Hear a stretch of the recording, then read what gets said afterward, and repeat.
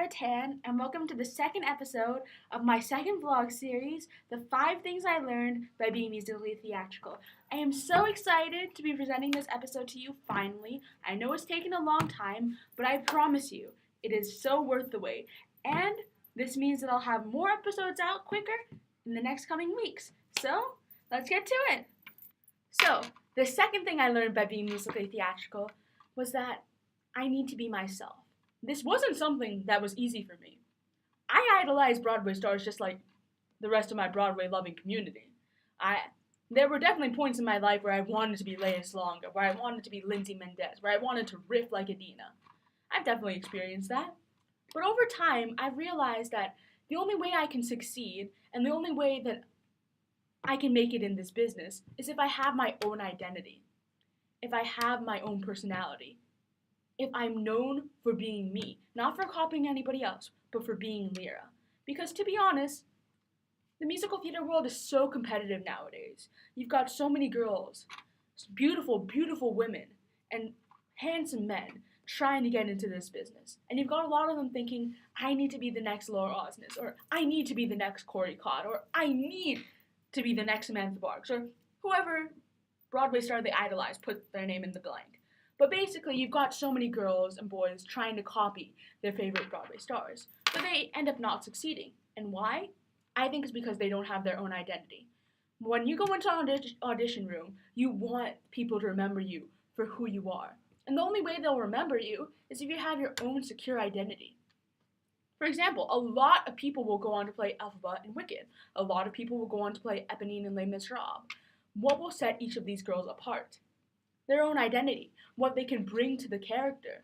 Because if the character was played the same way every single time on stage, it wouldn't be very entertaining to watch. People wouldn't go back to see Les Miserables. People wouldn't go back to see Wicked. People wouldn't go back to see these long-running Broadway shows if the actresses just played the character the exact same all through the run. It just doesn't work that way, you know?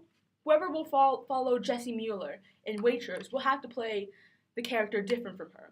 Whoever will follow, I don't know, Corey Cott as Jack Kelly will have to play Jack Kelly slightly different so that when audiences come to see the show, they get a different experience. And I think that the most important thing that you can have in musical theater is your own identity. And it's definitely something that I hold on to. Do not compare yourselves to others. Do not compare yourselves to your favorite performers. It's tempting. I know it's tempting. But compare yourself to yourself. Strive to be the best version of yourself that you can.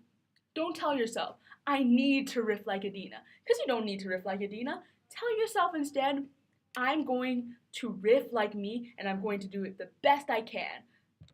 You'll experience a lot more success that way. So all in all, I think that this advice even applies to anything in real life. But be yourself. Strive to be the best version of yourself that you can be. That's what musical theater taught me. That when I am my own person and I remember who I am, I shine. People remember me, not because I'm like Adina, not because I'm Lindsay Mendez, not because I'm Laura Osnes, but because I'm Lyra Tan.